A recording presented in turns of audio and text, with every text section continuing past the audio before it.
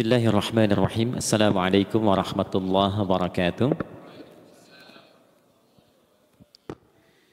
Alhamdulillah wassalatu wassalamu ala Rasulillah Muhammad ibn Abdullah wa ala alihi wa sahbihi wa man walah wa ba'd. Fa ya ibadallah usi nafsi wa iyyakum bi taqwallah faqad fazal muttaqun fala tamutunna illa wa antum muslimun. Faqala ta'ala ya ayyuhalladzina amanu taqullaha haqqa tuqatih wa la tamutunna illa wa antum muslimun. Keluargaku sekalian yang terhimpun di dalam Perbagas, Pertamina Gas, kita mengawali dengan bermohon kepada Allah semoga siapapun yang berada di ruangan ini atau terhubung dalam kajian ini, semoga senantiasa dijaga, diberkahi dan dilindungi dalam kebaikan oleh Allah Subhanahu wa taala. Kita doakan yang bertugas di luar kota. Tadi saya dengar info juga Pak Direktur sedang di Semarang. Semoga giatnya dimudahkan oleh Allah dan semoga diberikan keberkahan. Ada satu bagian yang penting amanat Nabi di hadis Muslim pada satu sifat kepemimpinan. Bahwa di antara sifat pemimpin dan yang dipimpin itu harus selalu membangun kekompakan dengan nilai cinta dan doa. Ini yang sering dilupakan. Nabi pernah menyampaikan dan penyampaian ini, hadis ini didokumentasikan oleh Imam Muslim dalam satu kalimat yang singkat, padat tapi mengikat.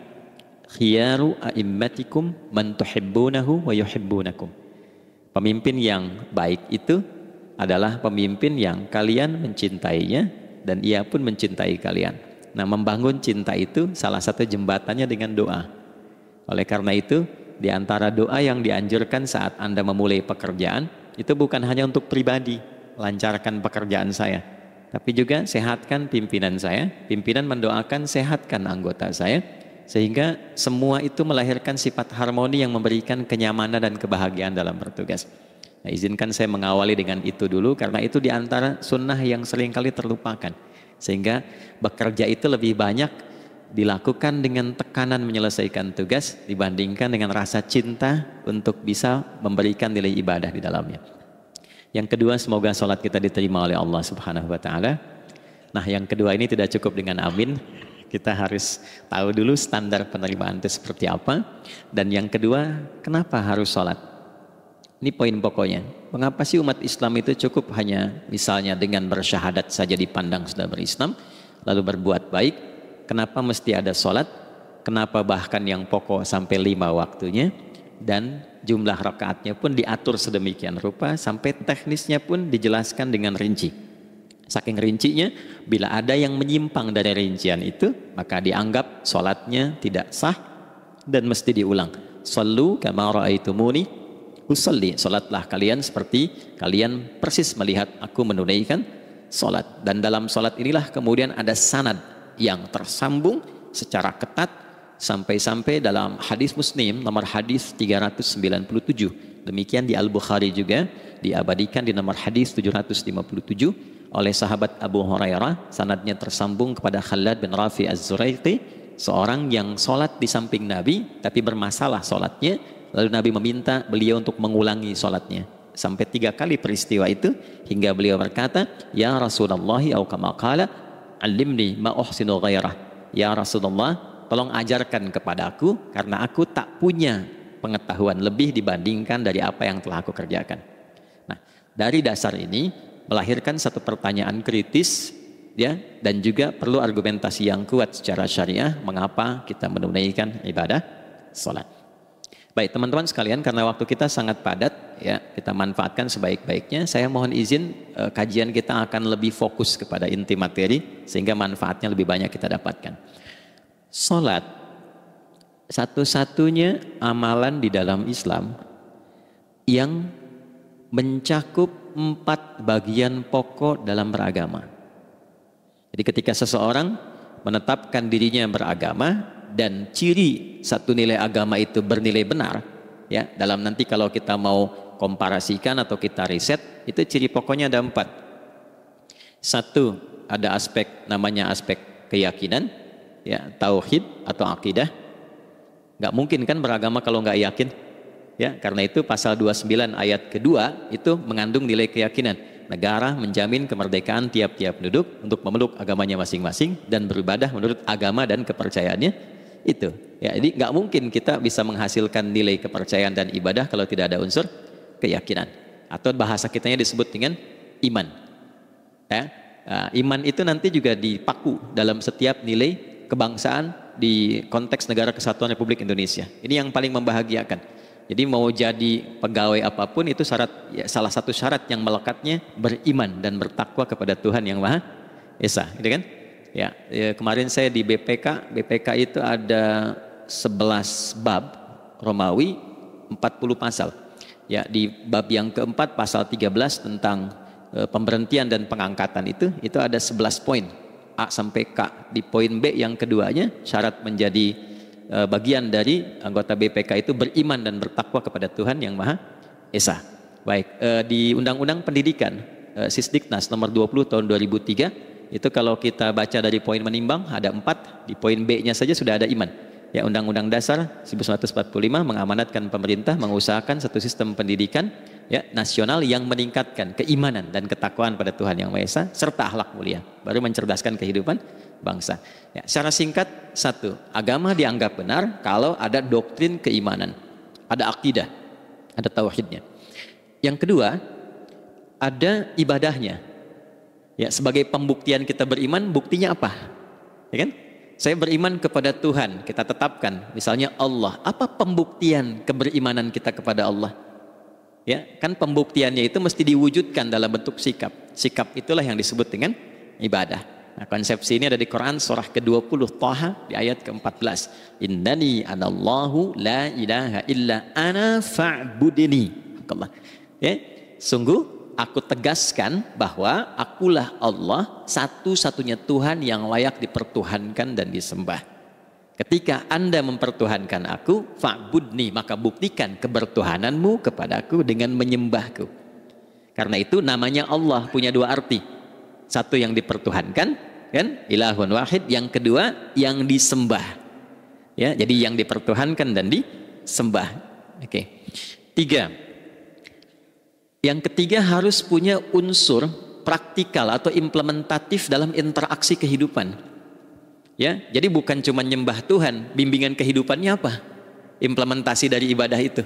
Ya, ciri umat beragama itu kan bukan hanya sekedar saya yakin, beriman, saya ibadah. Terus bukti ibadah itu dibawa dalam berinteraksi hariannya seperti apa wujudnya.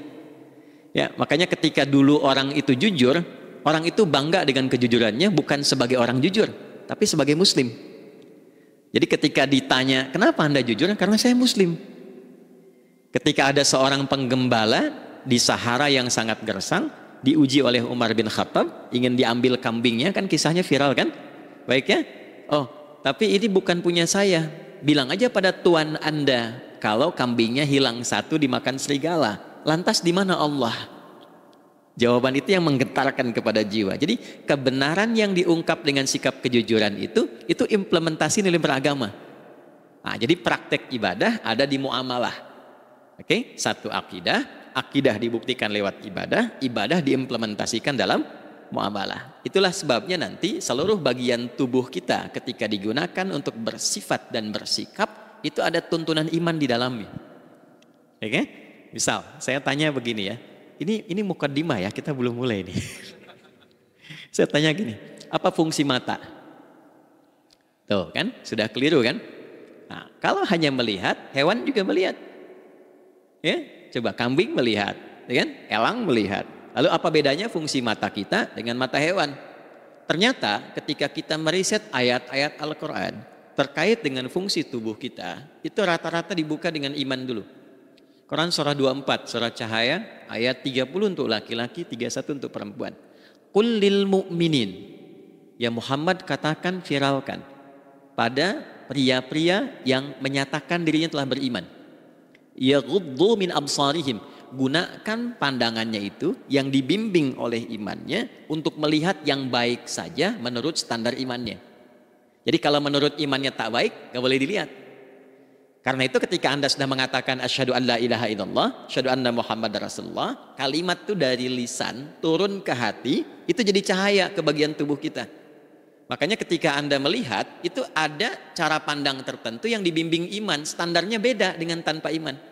Kalau nggak ada iman, semua mungkin terlihat. Tapi ketika ada iman, hati kecil Anda akan bicara, ini nggak baik. Palingkan. Nah, memalingkan dari yang tak baik menurut iman, itu namanya ghaddul basar. Oke? Perempuan juga begitu, setara. Wa kullil mu'minati yaghdudna min absarihinna. Dan katakan pada setiap perempuan yang menyatakan dia beriman, maka gunakan pandangan itu dengan bimbingan imannya. Ketika tak baik menurut imannya, palingkan. Ya, Anda lihat kajian di YouTube, terus ada iklan kan, terus menurut standar iman nggak bagus, itu otomatis akan nggak suka itu. Ya, pasti dipalingkan. Ya, Anda kalau naik pesawat ya, tugas keluar tuh, pertagas tugas keluar. Kalau pramugari lagi demo tuh yang dilihat pramugarinya apa demonya dulu. Nah, iman itu akan bekerja di situ tuh. Ya, palingkan tuh. Nah, sama dari mata turun ke, jangan langsung ke hati aja, ke lisan dulu kan, ya, ke mulut kan. Itu mulut tuh ketika digunakan fungsinya, imannya disebut dulu. Ya, Quran surah 49 ayat 11 misalnya, ya ayyuhalladzina amanu, imannya dulu, la yaskhar qaumin qaum. Ayat 12-nya la yaghtab ba'dukum ba'dha. Hai orang-orang yang telah menyatakan beriman. Kalau pakai alladzina disebutkan 1080 kali dalam Al-Quran, itu kalimatnya diksinya singkat, padat, mencakup semua tanpa sekat. Oke, jadi kalau laki-laki, perempuan, tua, muda, besar, kecil, beda strata, duniawi, itu semua tercakup di dalamnya. Hai semua yang telah menyatakan beriman, gunakan imanmu untuk membimbing lisanmu bertutur. Kalau masih merasa punya iman, jangan gunakan lisan untuk mencela, merendahkan orang. Untuk bergibah, membuat hoax. Didetilkan oleh Nabi, kalimatnya jelas. Man kana yu'minu billahi wal yaumil akhir falyakul khaira aw liyasmut. Siapapun. Nah, dari alladzina ketika dirinci pakai man. Ya, man itu bentuk tunggal, ya, personal, tapi maknanya general. Jadi kalau Anda, saya, kita baca ayat atau hadis ada man, posisikan Nabi sedang bicara ke kita. Ya, hei Adi Hidayat, posisikan Nabi bilang gitu tuh. Kalau engkau merasa beriman sama Allah dan yakin dihisab di hari kiamat, jaga lisanmu. Katakan yang baik dengan bimbingan imanmu, tak mampu engkau diam. Jadi cukuplah suami istri itu menggunakan satu hadis ini, pasti sakinah itu muncul dalam kehidupan rumah tangganya. Ya, itulah sebabnya kenapa sakinah didahulukan dibanding mawaddah. Hati-hati ya, Mbak, walaupun namanya sakinah nggak ada ini nggak akan datang tuh ketenangan tuh. Ya. Ada yang tahu nggak rahasianya? Kenapa sakinah duluan dibanding mawaddah? Ya, 5 juta. Ya, waktu habis. Karena padat sekali. Maddah, jamaknya mawaddah. Rasa kasih yang tumbuh dari pemberian materi. Jadi kalau rumah tangga itu ingin cenderung pada kebahagiaan, boleh berbagi dengan materi. Ya, istri cemberut, ya Anda datang dengan senyuman. Sayang, kenapa? Ya, ini emas 2 kilo, nah itu pasti sehat lagi tuh. Ya, itu mawaddah.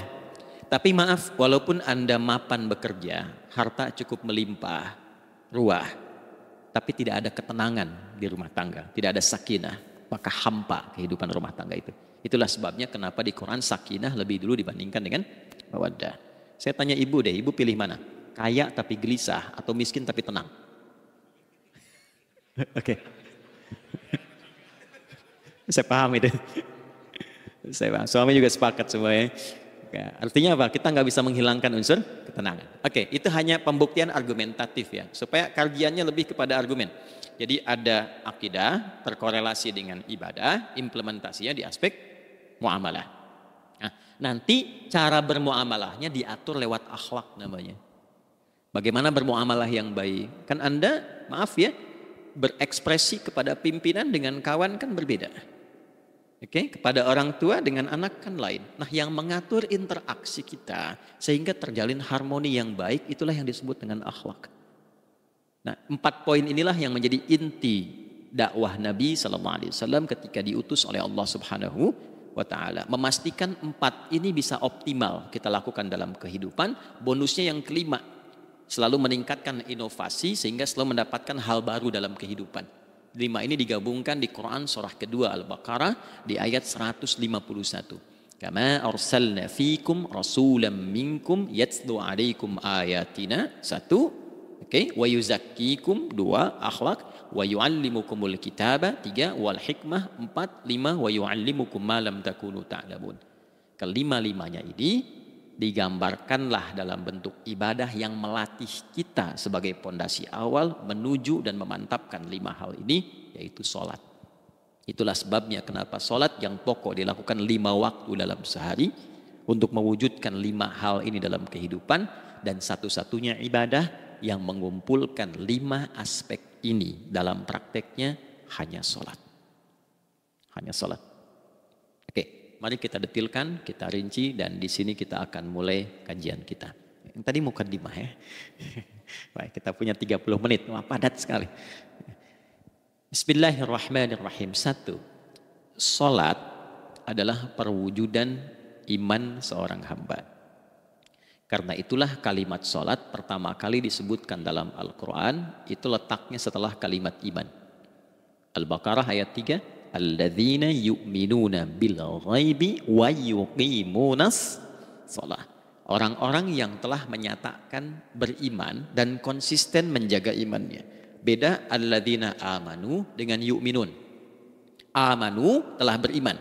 Tapi kalau dia komitmen dan konsisten terus menjaga imannya sampai saat dia berpulang pada Tuhannya, maka berubah nanti bentuknya. Kalau di bahasa Arab jadi mudhari'. Kalau di bahasa Inggris kan tuh punya 3 arti, present, continuous, and future. Jadi kalaupun sekarang terus berlangsung sampai masa depan pun saya tetap akan beriman. Nah, pembuktian untuk menjaga iman itu pembuktian utamanya pada sholat. Itulah sebabnya satu-satunya amal ibadah dari rukun Islam yang 5 itu, ya, satu-satunya amal ibadah yang disebut iman dalam Al-Quran hanya salat. Teman-teman boleh buka Quran surah kedua Al-Baqarah di ayat 143. Ya, di pertengahan ke ujung ayatnya. Saya percepat. Wa ma kana Allahu liyudhi'a imanakum. Dan Allah gak akan pernah menyia-nyiakan salat seseorang yang dikerjakan karena imannya. Ayat ini turun, maaf, ketika ada terjadi pergantian arah kiblat dari yang tadinya semula ke Masjidil Aqsa lalu berputar 180 derajat beralih ke Masjidil Haram. Nabi sedang berada di luar Madinah. Madinah tempo dulu wilayahnya nggak seluas cakupan sekarang. Ya, kalau diilustrasikan area sekitaran Masjid Nabawi sekarang itulah Madinah lah. Di luar itu sudah di luarnya. Nah, Nabi sedang sholat, riwayatnya banyak menyebutkan, ada yang mengatakan zuhur, ada asar, ada maghrib. Di pertengahan itu turunlah Al-Baqarah ayat 144. Qad nara taqalluba wajhika fis sama' falanuwalliyannaka qiblatan tardaha fawalli wajhaka syatral masjidil haram. Maka berputarlah dengan turunnya ayat ini 180 derajat menghadap ke arah Masjid Al-Haram. Problemnya adalah ketika Nabi dan pengiring beliau kembali ke Madinah, area Masjid Nabawi, kan gak semua masyarakat ikut. Maka virallah informasi itu bahwa kiblat telah beralih ke kiblat awal, yaitu Ka'bah Al-Musyarrafah. Maka penduduk panik pada saat itu. Status sholat kami yang tadi dikerjakan bagaimana? Karena sedang gak bisa diulang, sudah pindah waktu. Maka turunlah kemudian firman Allah yang Al-Baqarah 143 itu, wa ma kana Allahu liyudhi'a imanakum. Karena engkau mengerjakan sholat itu dengan imanmu, maka Allah enggak menyia-nyiakan imanmu itu. Maksudnya apa? Walaupun arah kiblatnya tidak tahu mengarah kepada sisi yang belum berubah, tetap dihitung pahalanya sempurna karena imannya. Nah, ini nanti yang menjadi landasan turunnya Al-Baqarah ayat 115. Walillahil masyriq wal maghrib fa aina ma tuwallu fathamma wajhullah. Kalau Anda sedang tugas nanti di lapangan lalu sulit menemukan arah kiblat. Aplikasi susah karena sinyal nggak masuk misalnya. Oke. Kemudian juga matahari agak remang-remang sehingga sulit untuk terlihat patokannya. Maka dengan keyakinan, dengan iman itu menghadaplah ke arah yang kita yakini, maka berlakulah Al-Baqarah 115. Di saat itu diterima amal ibadah kita sama dengan yang menghadap kiblat dengan dasar imannya. Oke. Nah, pengertian terbaliknya, mafhum mukhalafahnya, maka Nabi mengatakan, al-farqu bainal mu'min wal kafir tarkus shalah. Beda antara orang yang beriman dengan yang belum beriman adalah pada sholatnya. Jadi kalau ada orang mengatakan sudah beriman dan tidak menunaikan sholat, ini artinya keimanannya belum diakui sepenuhnya oleh Allah Subhanahu wa Ta'ala. Jelas ya? Halo, kenapa sedih begini? Maaf, saya terlalu cepat nggak? Enggak ya? Baik. Jadi dalam poin ini penting pembedanya di sholat. Itulah sebabnya kenapa dari kecil kan, usia sekian, dari mulai 3 ke arah 7 tahun contohkan. Ya, orang tuanya sholat bentangkan sejadah. Kalau bisa, kalau anak sudah mulai suka tuh kasih model sejadah yang anak-anak sukai bentuknya. Ya, dulu ada anak saya senang model mobilan, saya tidak sebutkan supaya tidak endorse gitu ya. Dikasih sejadah dengan pola itu, dia senang tuh ikutin. Kita nggak minta sholat, dia datang sendiri. Ya, nanti setelah mulai 7 tahun kan baru diajarkan dengan baik, diajak ke masjid kalau yang laki-laki. Demikian seterusnya. Ya, mengapa dari awal dituntun seperti itu? Untuk memberikan sebuah penguat bahwa penjagaan iman dimulai dari sejak dini. Ya, tapi di Indonesia saya perhatikan kelasnya sudah advance. Ya, TK sudah manasik gitu. Oke. Itu satu ya. Karena nanti kalau Nabi bilang begitu artinya akan terjadi orang mengatakan beriman tapi tidak sholat. Ya, makanya keras dari awal Nabi katakan bahwa pembeda antara orang yang beriman dengan yang baru klaim beriman itu pada sholatnya. Ya, pada sholatnya. Mengerjakan sholat maka sah status imannya, tidak menunaikan sholat maka bermasalah imannya. Itu poin yang pertama. Yang kedua teman-teman sekalian, ibadah. Kita lanjut ya. Sholat adalah bagian pokok terpenting dari ibadah. Nah, di sini kita akan mulai membuka sedikit rahasia terkait dengan aspek ibadah ini. Teman-teman sekalian, ternyata sholat ini ketika oleh Allah diturunkan dalam Al-Quran, dalam konteks penunaian ibadah, bukan berarti hanya mengkoneksikan atau mengkorelasikan hubungannya dengan iman saja, bukan. Karena saya beriman, saya buktikan ibadah nyembah Allah lewat salat. Dalilnya Quran surah ke-20 ayat 14. Innani anallah la ilaha illa ana. Aku tegaskan akulah Allah, enggak ada Tuhan yang layak dipertuhankan dan disembah kecuali saya. Fa'budni, kalau Anda telah menyatakan beriman padaku, buktikan keberimananmu dengan menyembah saya dalam ibadah. Bentuknya bagaimana ya Allah? Teruskan ayatnya. Wa aqimis sholata. Tunaikan sholat sebagai bukti ibadah itu lidzikri, sebagai zikir kepadaku. Jadi korelasi antara ibadah dengan iman sudah kita sebutkan dalilnya. Sekarang ibadahnya tersendiri ketika ditunaikan, apa manfaat dari ibadah itu? Mengapa mesti ada 5 waktu dan apa turunan manfaatnya dalam kehidupan kita? Kalau kita mengerjakan itu, dampaknya kepada kehidupan kita apa? Nah, inilah indahnya di dalam Islam, dijelaskan dalilnya, diberikan contohnya, diberikan alasannya, dan yang paling indah diberikan penjelasan dengan detail tentang manfaat-manfaatnya. Ini tidak ditemukan di dalam konsep keyakinan manapun. Kalau teman-teman boleh mau riset silahkan. Ada nggak satu keyakinan agama tertentu yang dari ibadahnya itu diatur? Cara memulainya, bacaannya, detailnya, manfaatnya, waktunya, sampai dengan hasilnya, sampai kiamatnya. Ini menunjukkan bukan karya manusia. Bukan karya manusia. Kalau karya manusia setiap orang bisa buat itu. Ya, ketika ini menunjukkan bukan karya manusia, maka pertanyaannya dengan cara apa lagi Allah memberikan pembuktian pada kita bahwa Ia Tuhan yang hak yang harus kita sembah. Kalau sudah paham, mari kita rincikan turunan tentang sholat ini. Kita mulai satu-satu teman-teman sekalian dari waktu sholat. Seperti kita ketahui waktu sholat ada 5. Tapi yang sering kita dapati dari yang 5 ini tidak semua orang mengetahui tentang makna dari nama dan pembagian di waktu ini. Yuk kita mulai rincikan. Salat yang pertama namanya apa? Gak usah khawatir, menang gak dapat hadiah kalau benar. Salah juga keterlaluan. Oke, 1 subuh. Dia satu-satunya nama salat yang punya 2 nama ya. Subuh dan fajar. Oke, Pak Fajar, Pak waktu sholat. 2 zuhur. 3 asar. 4 maghrib. 5 isya. Oke, rumus hitungannya 24 4 3 4 ya. Rumus bilangannya 24 4 3 4. Kalau mau tanya nomor koneksi dengan Allah 24 4 3 4, 2 subuh, 4 zuhur, 4 asar, 3 maghrib, 4 isya. Oke, pertanyaannya apa artinya nama itu? Selama ini jangan-jangan kita hanya tahu namanya tapi tidak memahami maknanya. Itu poinnya. Oke, sekarang mari kita mulai. Izin saya tidak punya kemampuan untuk menuliskan, ya, karena memang saat ini terbatas, tapi kalau diperkenankan bisa kita coba uraikan sedikit. Baik. Ya, bismillah, jazakallah khair. Mohon fokus baik-baik karena waktunya tinggal 21 menit lagi. Izin saya pastikan dulu ya supaya terlihat dengan baik. Ibu kelihatan di sana? Bagus. Saya kira tuh hanya di Sumbawa Barat. Ternyata di Pertagas pun perempuan-perempuannya imannya luar biasa. Maksudnya belum saya tulis sudah kelihatan. Imannya luar biasa. Oke, kita mulai dari yang pertama ya, 5 waktu sholat. Kita mulai dari 1 dulu. Subuh, teman-teman saya turunkan dulu ya. Izinkan saya tulis pakai bahasa Arab dulu supaya gampang.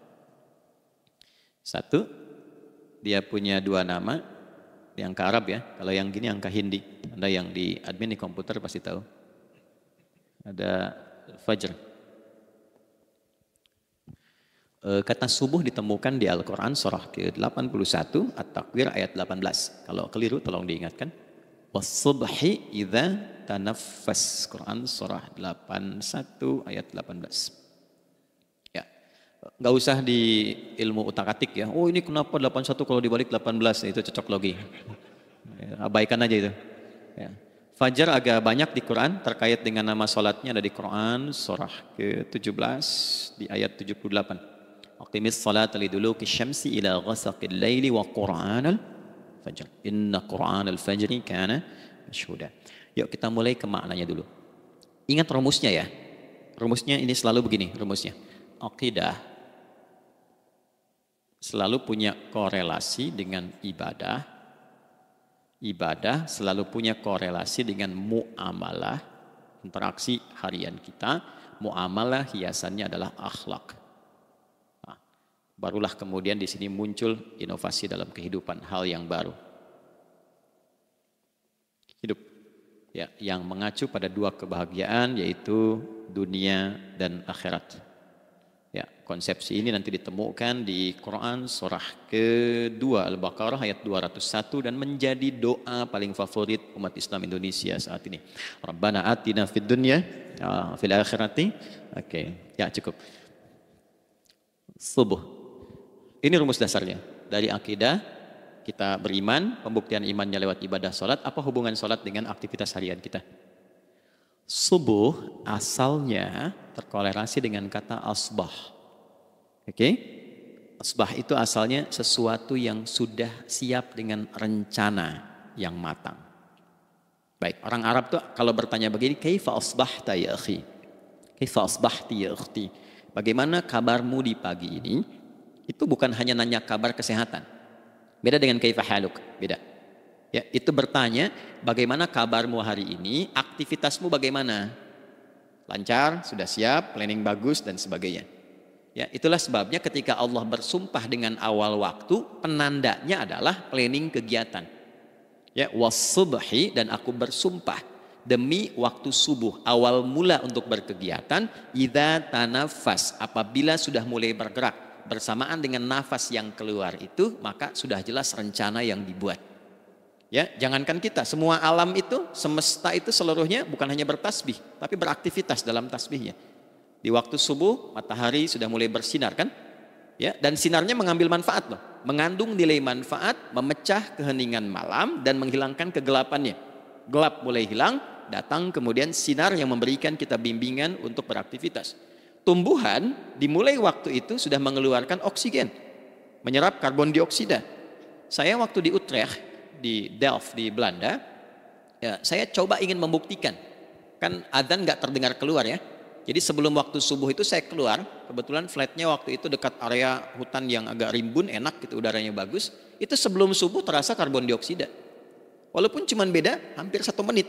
Tapi begitu masuk waktu subuh, keluar kesegaran yang luar biasa. Oksigen yang keluar. Ya, ini kan nggak mungkin kalau kuasa Allah tuh nggak mungkin terjadi seperti ini kalau bukan kuasa Allah Subhanahu Wa Taala. Tapi poinnya adalah yang bicara begini Quran. Nah sekarang yang ingin saya katakan adalah Alam semesta dalam konteks seperti matahari, kemudian tumbuhan, binatang, ayam bahkan mulai berkokok, punya planning yang teratur. Masa kita makhluk yang dihisap tuh nggak teratur, nggak punya perencanaan? Maka subuh itu mengajarkan kepada kita, jangan sampai ada orang Islam yang punya keimanan, lalu menunaikan sholat, diajarkanlah oleh Allah, setiap masuk subuh itu harus punya agenda yang jelas, planning yang terukur. Jangan terjadi mengaku muslim, beriman, tapi nggak jelas perencanaan hidupnya. Jam 7 mau di mana?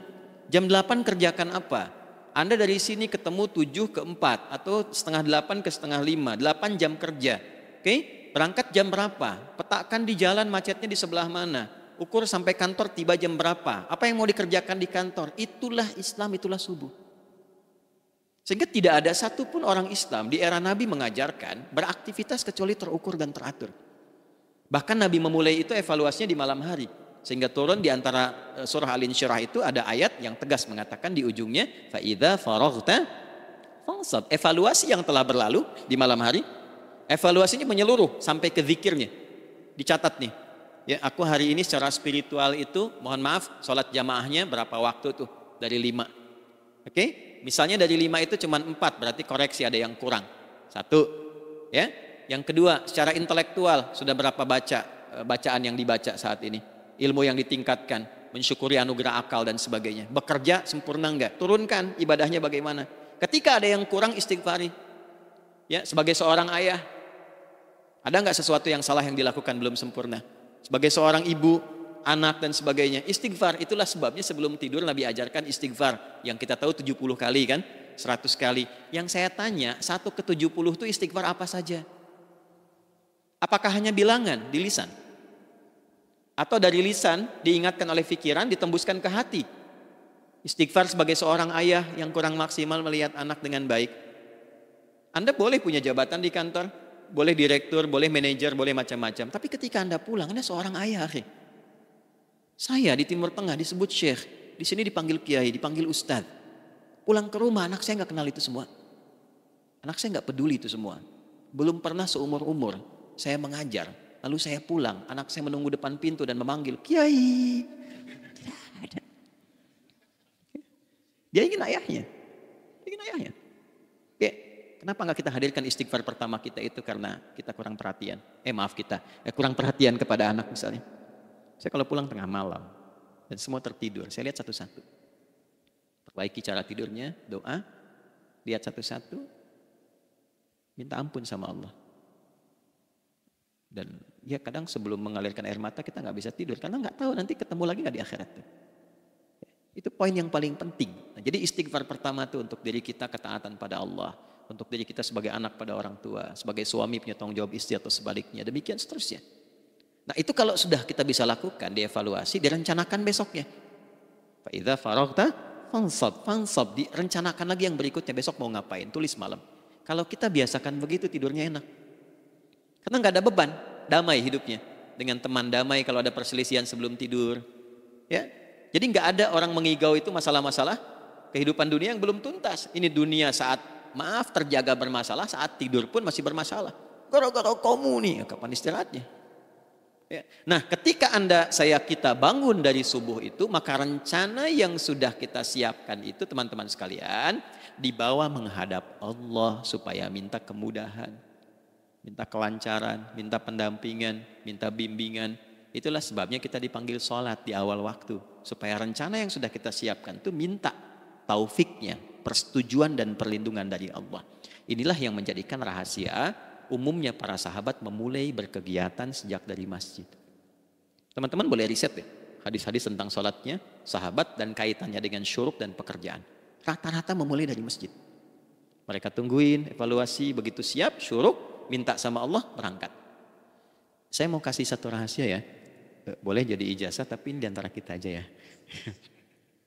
Anda boleh lakukan, berangkat ke masjid itu dengan baik, terus minta misalnya, ya Allah, Kau perintahkan aku untuk berikhtiar, sekarang aku lakukan. Kau perintahkan aku untuk merencanakan, sekarang aku ikhtiarkan. Mohon lindungi, mudahkan, dan berikan bimbingan terbaik untuk mendapatkan hal yang wajar, halal, baik, dan kau ridhoi. Anda berangkat. Pulang. Sebelum nyampe rumah, mampir dulu ke masjid. Masjid terdekat dari rumah aja. Sholat 2 rakaat gitu. Ya, sholatnya bisa sholat wudhu, tahiyatul masjid dan sebagainya. Setelah itu pulang. Doa dulu habis sholat, ya Allah, aku telah berikhtiar seperti apa yang telah Engkau perintahkan.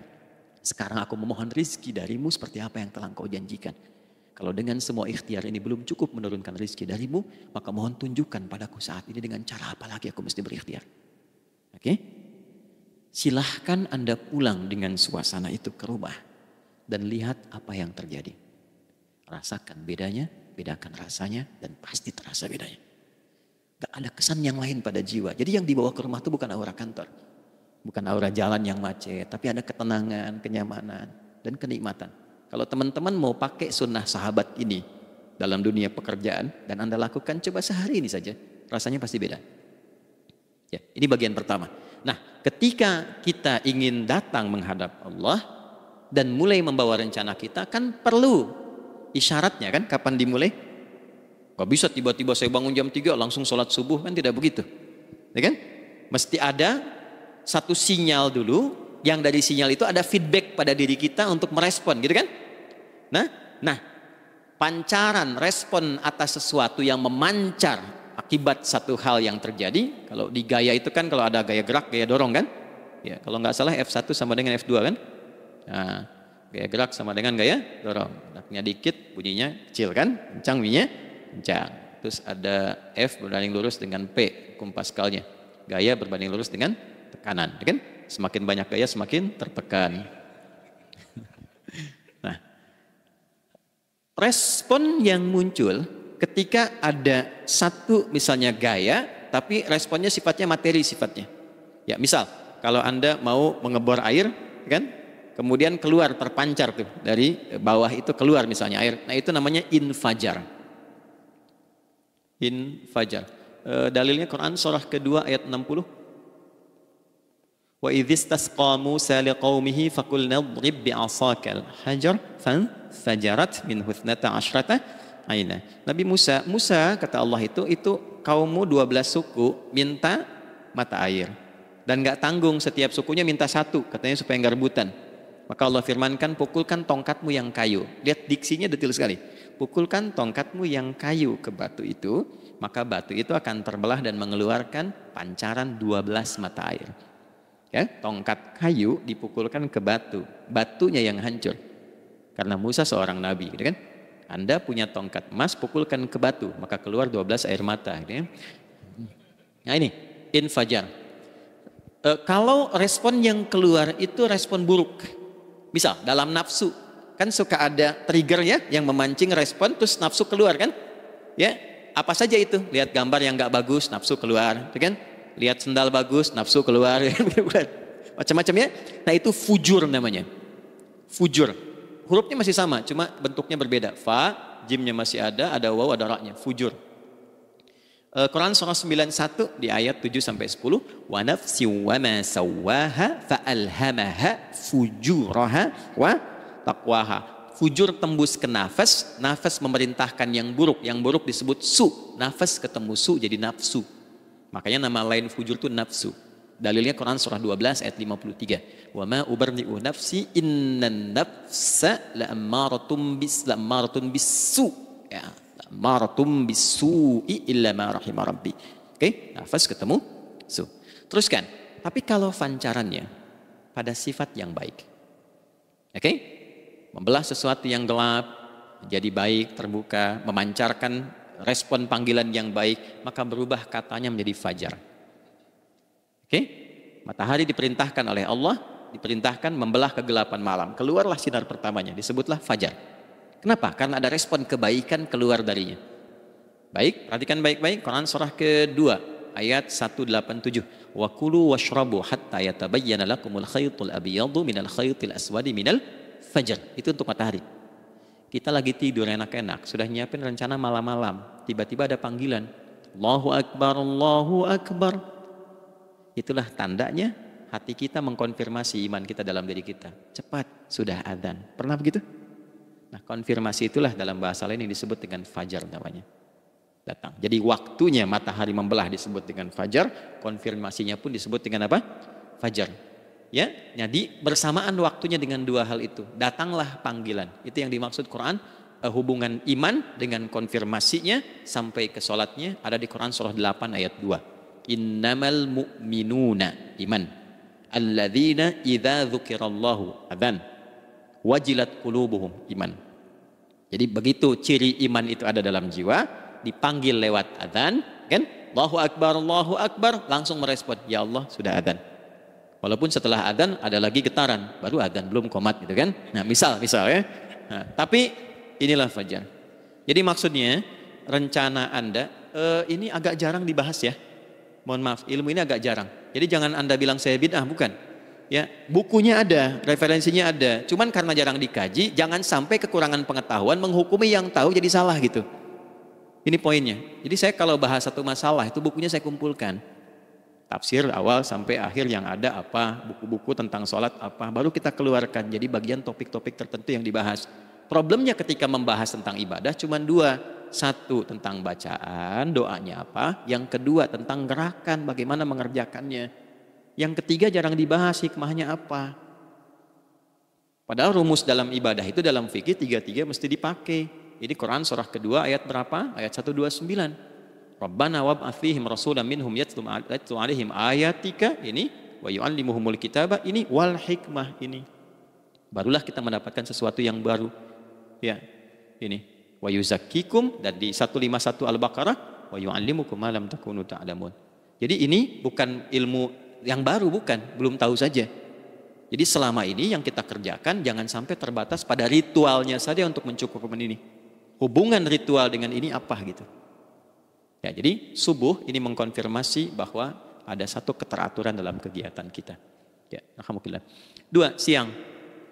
Oke, setelah subuh, fajar, sholat apa? Zuhur. Oke, saya tanya pada Anda, zuhur itu artinya apa?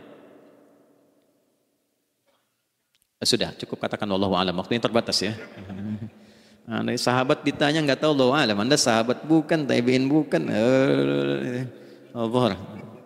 Waktu tinggal 4 menit lagi. Oke, teman-teman, kalau kita jeli, ini kan sholat dikerjakan di siang hari kan? Siang itu bahasa Arabnya nahar. Naharun itu siang. Tapi kenapa sholatnya zuhur? Kok nggak sholat nahar gitu? Ya, lohor, ini paksain tuh. Zuhur, lohor. Ya. Terus sore, biar nyambung cepat. Sore bahasa Arabnya kan masa. Masa al-khair, selamat sore. Kenapa kok sholatnya asar? Kok sholatnya namanya asar? Oke? Maghrib, Isya. Isya kan malam kan? Kenapa nggak lail? Lail itu kan malam. Kalau ada yang istimewa di malamnya, itu lailah namanya. Makanya ketika turun Al-Quran disebut Lailatul Qadar. Karena malamnya istimewa. Beda, lail dengan lailah itu beda. Lail itu waktu malam, lailah ada yang istimewa di malam itu. Ya, jamaknya lail, layali, lela, lili, lala, itu malam. Ibu lili, ibu malam-malam. Ya. Zuhur artinya jelas, terang. Ada idhar, dibaca dengan jelas, terang, gak boleh dengung. Man amana, ya kan? Ya, min husni, harus jelas. Ya, ada a, jelas. Zuhur kenapa disebut zuhur? Untuk evaluasi kegiatan kita dari setengah hari. Sudah jelas belum hasilnya? Ya, Anda punya rencana di sini, evaluasi di siang. Jelas gak hasilnya? Pekerjaan Anda yang sekarang diamanahkan dari pagi jam 7 sampai sekarang, evaluasi dulu. Dicek, jangan cuma ditinggalkan. Oke, saya sedang kerjain, tinggalin dulu sholat, bukan begitu. Ketika akan sholat, Anda cek dulu. Dari ke siang itu tengah hari, bagaimana hasilnya? Ada yang perlu disempurnakan gak? Ya, ketika ide-idenya mulai mentok, ada yang belum selesai, datang dulu sholat, tenang lagi. Saat tenang itulah dirumuskan kembali pelan-pelan. Kan lumayan dari jam 12 sampai jam 1. Diisi dengan baik, dilihat, itu baru dunia ini. Kan kita ngejar ini juga. Karena nanti ayat 200-nya ada yang cuma ngejar ini. Wa minan nasi may yaqulu rabbana atina fid dunya. Bukan, kalau nggak hafal diam aja. Wa minan nasi may yaqulu rabbana atina fid dunya wa ma lahu fil akhirati min khalaq.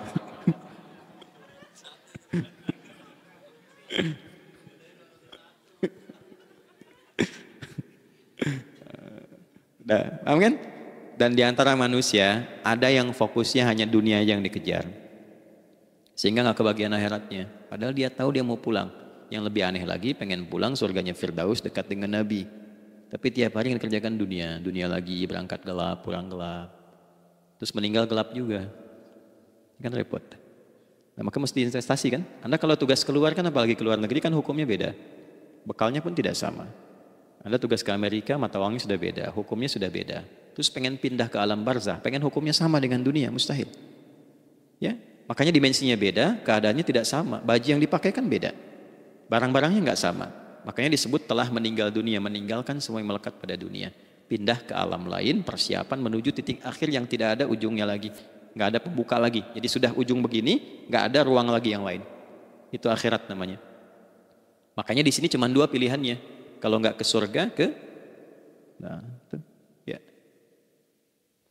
Apa investasi yang ada di sini? Maka siang itu dicek dulu. Pekerjaan jadi ibadah nggak? Tadi niatin ibadah nggak waktu berangkat dari rumah? Kan? Waktu ngetik, waktu ngerjain di kantor, jadi ibadah nggak? Kalau ibadah, Anda nggak mungkin berbuat kriminal. Anda nggak mungkin berbuat maksiat. Nggak mungkin nipu, nggak mungkin nyogok. Nggak mungkin korupsi. Kan lagi ibadah. Nggak mungkin curang. Kan lagi ibadah. Anta'budallaha ka'annaka tarah. Anda itu mengerjakan segala hal sebagai ibadah, merasa diawasi Allah. Fa in lam takun tarah fa innahu yara. Kalaupun Anda merasa nggak melihatnya, Anda yakin Anda dilihat. Itulah kerja pakai iman, maka ini di bawah akidahnya. Jangan ditinggalkan. Nah, inilah yang selama ini kita butuhkan. Ya. Inilah yang melahirkan nilai etik, makanya adanya dalam jiwa. Takwa itu kan dalam jiwa, melahirkan etos. Etos mendorong kepada logos, logos melahirkan patos. Kepantasan dalam bekerja. Jadi Anda sekuat apapun ilmunya, kalau nggak punya etos, itu rusak. Jadi tidak cukup akal sehat. Jiwa yang sehat itu lebih penting. Banyak orang akalnya, saya ingat, akal itu tidak memberikan perintah.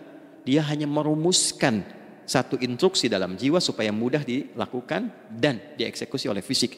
Jadi akal yang sehat itu seberapa pandai ilmunya, seberapa cepat mengeksekusi perbuatan. Tapi kalau yang dieksekusi itu dari perintah nafsunya, masalah. Habis saja waktunya tuh. Ya. Ini gimana ini? Tolong jawab loh. Nah, teman-teman karena sudah habis waktu jam 1, kita baru zuhur ini. Nah, yang paling menarik itu gini, yang paling menarik kalau ada orang belum sadar sampai zuhur tentang akibat kehidupan ini, maka muncullah asar. Apa asar itu? Kenapa mesti disebut dengan asar? Dan apa manfaat istimewanya asar kepada jiwa kita? Itu di kesempatan lain kita akan bahas. Teman-teman, waktunya sudah habis ya. Saya menghargai Anda, kan tidak boleh juga saya ngajarkan tapi mengambil yang sesuatu yang tidak tepat ya. Kita buktikan keimanan kita dengan mengerjakan amanah pekerjaan di tempat ini dengan baik, waktu digunakan dengan baik. Kita saling mendoakan supaya semua kita dijaga oleh Allah Subhanahu wa taala. Maafkan saya, lain kesempatan kita berjumpa kembali untuk melanjutkan apa yang telah kita bahas hari ini. Mari kita berdoa, semoga doa kita diterima oleh Allah Subhanahu wa taala. اللهم تقبل منا إنك أنت السميع العليم وتب علينا إنك أنت التواب الرحيم نحمدك كما علمتنا أن نحمدك ونشكرك شكرا كما علمتنا أن نشكرك أنت المقدم وأنت المؤخر بيدك الخير إنك على كل شيء قدير. Ya Allah, kami memujimu seperti Engkau mengajarkan kami untuk memuji dan bersyukur atas segala nikmat-Mu seperti Engkau bimbing kami untuk mensyukuri segala nikmat-Mu. Allahumma salli wa sallim wa barik ala habibikal karim rasulikal mustafa al-amin sayyidina Muhammadin wa ala alihi wa sahbihi ajma'in. Ya Allah, anugerahkan kami kemampuan untuk terus bersalawat pada Rasulullah, sehingga dengan itu kami mendapatkan kemampuan yang baik untuk meneladani kemuliaan beliau dalam beraktivitas kehidupan. Rabbana la tada' lana fi maqamina hadza dhanban illa ghafarta. Ya Allah, jika ada pendosa hadir di ruangan ini atau terhubung dalam kajian ini, maka jangan biarkan ya Allah ia meninggalkan tempat ini dan kajian ini kecuali Engkau telah ampuni seluruh dosa-dosanya. Wala hamman illa farajtah. Ya Allah, jika ada satu di antara kami yang menghadiri kajian ini membawa kegelisahan, maka mohon tenangkan keadaan hatinya. Wala asiran illa yassartah. Jika ada yang sedang diliputi oleh kesulitan, maka mudahkan, ringankan dan hilangkan seluruh kesulitannya.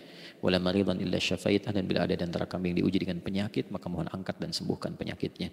Rabbana atina fid dunya hasanah wa fil akhirati hasanah wa qina adzabannar.